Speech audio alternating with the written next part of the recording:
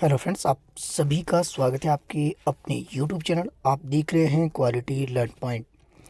आज की अगर हम बात करें मेडिकल टेस्ट इंग्लिश सेक्शन आपके लिए मैं सॉल्व करने वाला हूं। यहाँ पर देखेंगे जो डायरेक्ट क्वेश्चन मुझे लगेगा कि बिल्कुल आपके ठीक है, वो आपके साथ में यहाँ पर शेयर कर रहा हूँ। बाकी प्रोविजनल आंसर की का वेट किएगा। ऐसा नहीं है जो मैं क्वेश्चन आपको बताऊँगा वो पूरे आपके सही हो, लेकिन ये है कि जितना अंदाज़ा और जितना आपके पास मुझे खुद पता है उसके बिहाफ पर आपको मैं इस पेपर को सॉल्व कर रहा हूँ। पहला प्रश्न अगर आप देखें, who propounded psycho social theory of human development. तो psycho social theory of human development आपके पास ये एरिक्सन की थ्योरी आपके देखने को मिलती है। तो यहाँ पर अगर हम देखें तो ऑप्शन जो सी है बिल्कुल आपकी सही हो जाना था। Which of the following is not useful to motivate students. आगे आपके लर्न आपके पास हिंदी में अगर देखें, निम्नलिखित में से कौन सा छात्र को सिखाने के लिए प्रेरित करने के लिए उपयोगी नहीं है। तो कठोर व्यवहार, जो रूड बिहेवियर है, ये नहीं होना चाहिए। तो मेरे हिसाब से तो ऑप्शन जो आपके पास बी था बिल्कुल आपके ये सही इसमें हो जाना था। आगे चलेंगे आपके पास क्वेश्चन नंबर 27 की अगर हम बात करें, if a student show the sign, English में आपके दिखने रही, यदि कोई छात्र भ्रम के लक्षण दिखाता है और उसके झपकी आने वाली है, झपकी आने लगती है, तो लक्षण है किसके है। तो अगर आप देखिए यहाँ पर जो आपके पास रुचि, थकान और बोलना, इंटरेस्ट आपके पास कम हो सकता है, आपके पास थकान हो सकती है, आपकी फॉरगेटिंग हो सकती है। तो अगर आपके पास ये साइन आपको दिखते हैं तो ये आपके पास ऑल ऑफ दी अबव, मेरे हिसाब से तो ऑप्शन इसमें डी होना चाहिए। आगे चलेंगे आपके पास क्रिएटिव पर्सन। क्रिएटिव पर्सन आपके पास कैसे होगा, तो क्रिएटिव पर्सन आपके पास फ्लेक्सिबल होगा थॉट्स के मामले में। इसके अलावा ability to take independent decision, decision लेने के लिए इंडिपेंडेंट के लिए वो बिल्कुल एबल आपके पास होगा। ओरिजिनली ऑफ आइडियाज़, उसके जो विचारों की मौलिकता उसमें देखने को मिली, ओरिजिनलिटी उसमें देखने को मिली, खुद इसमें आइडिया क्रिएटिव करने की कोशिश करेगा। तो मेरे हिसाब से ऑप्शन जो डी था ऑल ऑफ दी अबव ये आपके हो जाना सही था। 25 को अगर आप देखिए तो क्वेश्चन आप आराम से पढ़ लेना। 25 का मुझे लगता है ऑप्शन जो सी था, सीखने की तत्परता, ये बिल्कुल सही हो जाना था। 24 टू फैक्टर थ्योरी, ये आपके पास स्पीयरमैन की है, जी फैक्टर एस फैक्टर इन्होंने दी है। डायरेक्ट क्वेश्चन था, आसान था। Which of the following is not the characteristic of gifted children. तो गिफ्टेड चिल्ड्रन की कौन सी करेक्टरिस्टिक नहीं है, तो प्रतिभाशाली बच्चे सरल मानसिक कार्य करते हैं। Gifted children perform simple mental task. तो ये प्रतिभाशाली गिफ्टेड जो चिल्ड्रंस है उनकी ये विशेषता आपकी नहीं है, बाकी आपकी विशेषताएं किसकी है, गिफ्टेड चिल्ड्रन की है। तो यहाँ पे ऑप्शन बी बिल्कुल सही हो जाना था।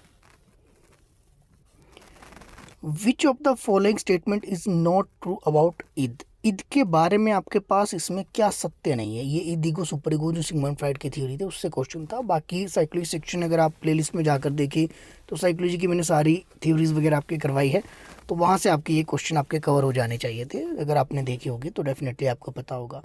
तो यहाँ पे 20 की अगर मैं बात करें तो 20 के बाकी ऑप्शन भी आप देख लेना। तो 20 के बाकी ऑप्शन इट्स नॉन रियलिटी या वास्तविकता को जानता है, तो ऐसा बिल्कुल भी आपके नहीं है। ये नियमों की पालन नहीं करता, बिल्कुल आपके सही बात है। आनंद सिद्धांत के अनुसार कार्य करता है, प्लेजर प्रिंसिपल बेस है, बिल्कुल सही है। तो इसमें कौन सा नहीं होना था, फर्स्ट ऑप्शन आपके पास यहाँ पे राइट हो जाना था। इसमें आपके पास ये वास्तविकता पर आपके नहीं है।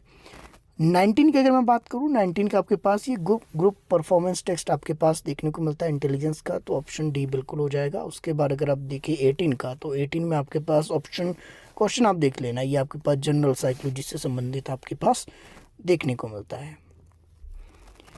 हु से educational psychology is that branch of psychology which deal with teaching and learning. किसने कहा शिक्षा मनोविज्ञान, मनोविज्ञान की वह शाखा है जो शिक्षण और सिखाने से संबंधित है। 16 का ऑप्शन आपके पास फर्स्ट जो दिया था स्किनर, बिल्कुल आपके सही है।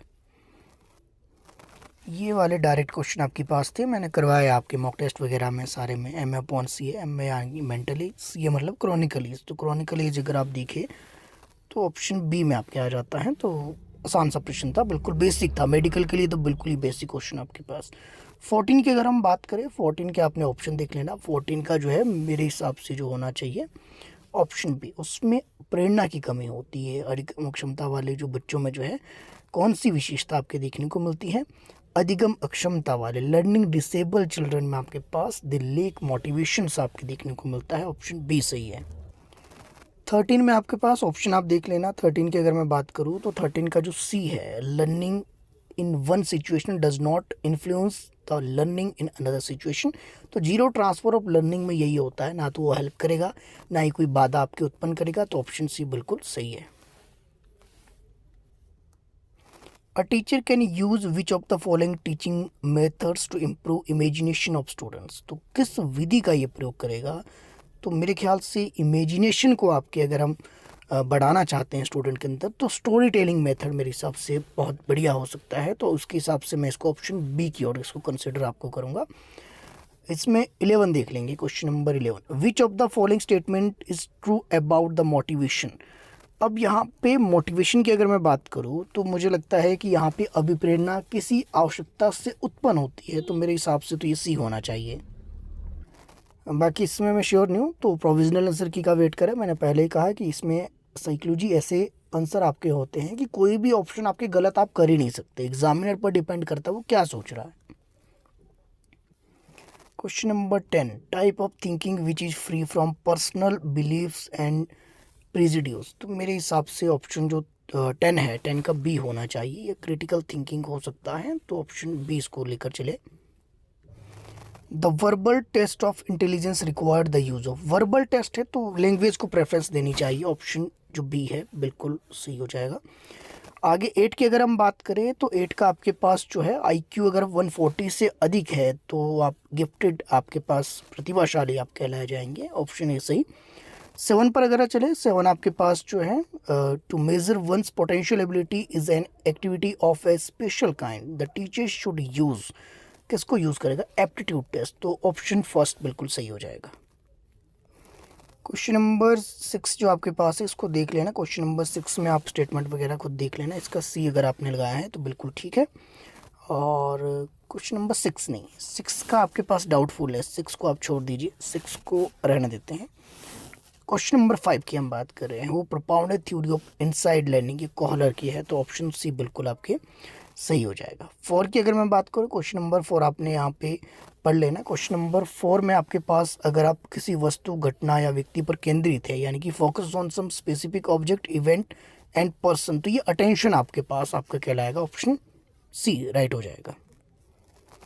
Which stage is termed a stage of stress and storm. ये आपके पास एक स्टेटमेंट है, किसकी स्टेटमेंट है? उम्मीद है कि क्लासेस वाले स्टूडेंट को पता होगा।